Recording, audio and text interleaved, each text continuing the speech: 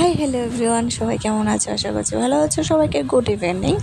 তো এই দেখো, এখানে দেখতেই পাচ্ছ কি আছে, চা আর পুরি। এটা ছিল আমার বরের হাতে, তো উনি বানিয়ে এনেছেন আমার জন্য। আমি অফিস থেকে এসে অনেকটা টায়ার্ড ছিলাম, এবার জল নিয়ে আসলো। তো এবারে টিফিন খেয়ে তারপর একটু রেস্ট। দেখো ছেলে কী করছে, যেগুলি মানে বাবাদের সঙ্গে হয় ও এই সবই চলে ওদের, মানে ব্যথা পাবে কি না এইসব এটা ওর মাথায়ও থাকে না। এইরকম করে মারও খায়, তো এইরকম আর কি। তো চাটা খেলাম, এবার একটু রেস্ট করলাম। এরপর বড় বাজার থেকে কি আনলো দেখো, এখানে এখানে এনেছে একটা আস্ত কুমড়ো। তো সেই কুমড়োটা না মানে আমার কাছে ভালো মানে দেখতে এতটা না, ভালো হবে কি না জানি না, কিন্তু ও বলছে এটা ভালোই হবে। আবার আমি এভাবে দেখলাম শক্ত কিনা, শক্তই আছে, ভালোই মনে হবে। আর এদিকে দেখো ঝিঙে, কারকল, বেগুন গেলে এনেছে। আরেকটা জিনিস আছে যেটা আমি ভালোবাসি অনেকটাই, আমার কাছে ভালোই লাগে খেতে, মানে এটা কি, এটা হচ্ছে পোর্ক। তোমরা কেউ কেউ ভালোবাসো, অনেকেই ভালোবাসে না এটা খেতে। আমার কাছে খুব ভালো লাগে, অনেকটা টেস্ট লাগে অন্য কিছু থেকে, মানে যেটাই ভালো লাগে।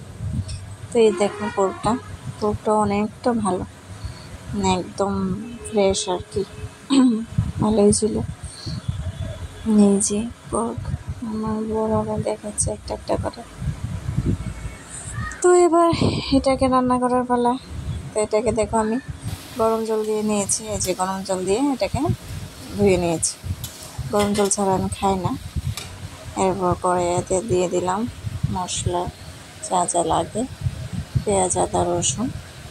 আমি এভাবেই রান্না করি। অনেকে মেরিনেট করে রাখে, অনেকে মশলাটাকে অনেক ওই মাংসটার সঙ্গে মিশিয়ে রান্না করে। তা আমি এভাবেই করি, তেলের মধ্যে সব কিছু দিয়ে দিই, দিয়ে মশলাটাকে আমি একটু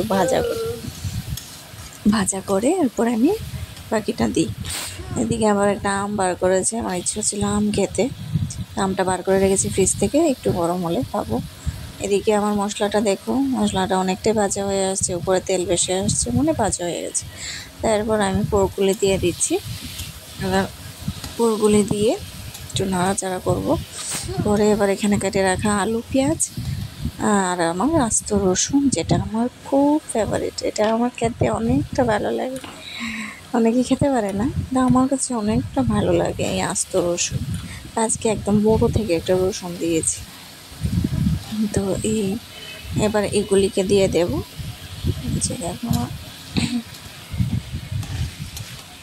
তো এবার আস্তে আস্তে দিয়ে দিয়েছি পেঁয়াজ, আলু, কেটে রাখা পেঁয়াজ, আলু দিয়ে এবার নাড়াচাড়া করে আবার একটু ঢাকা দিয়ে দেবো। এর মধ্যে আবার কারেন্ট চলে গিয়েছিল, তো এই এক সমস্যা, কারেন্ট চলে যায়।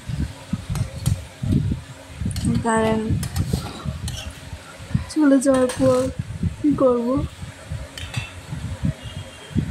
তারপর দেখো এটাকে ভালো করে নাড়াচাড়া করে আবার আমি ঢাকা দিয়ে দেবো। তো সবাইকে বলছি আমার চ্যানেলটাকে সাবস্ক্রাইব করো, লাইক করো, শেয়ার করো, কমেন্ট করো। এবার এদিকে আম কাটা হয়ে গেল, আবার আম খেলাম একটু আবার ভাগে। তো আমটা খেলাম। এই দেখো আমার ডোডো সোনা, উনি বসে আছেন খাটে। তখনও কারেন্ট নেই, কিন্তু আমি ফ্ল্যাশ লাইট দিয়ে ভিডিওটা করেছি, কারেন্ট এখনও আসেনি। তো ও বসে আছে এখানে, চেহারাটা দেখো কি মায়াবী চেহারা।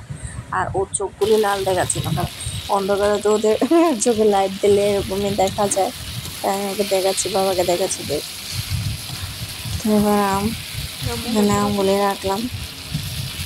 তো আম খেয়ে এরপর আবার দেখলাম মাংসটাকে গিয়ে একটু আবার দেখলাম, না পুরানো লেগে যায়। এবার দেখো মাংসটাকে কি সুন্দর তেল উঠছে, দেখতেও কি লোভনীয় লাগছে, ইচ্ছে করে খেয়ে নিই। এই যে দেখো কি সুন্দর তেল, আচ্ছা দেখেই জিভে। তো আজকের জন্য এতটুকুই। সবাইকে গুড নাইট, সবাই ভালো থাকো, সুস্থ থাকো। আর আমার ব্লগটা ভালো লাগলে লাইক, কমেন্ট, শেয়ার করে দিও, সবাইকেই বলছি। সো আজকের জন্য টাটা, বাই, জয় মা কালী।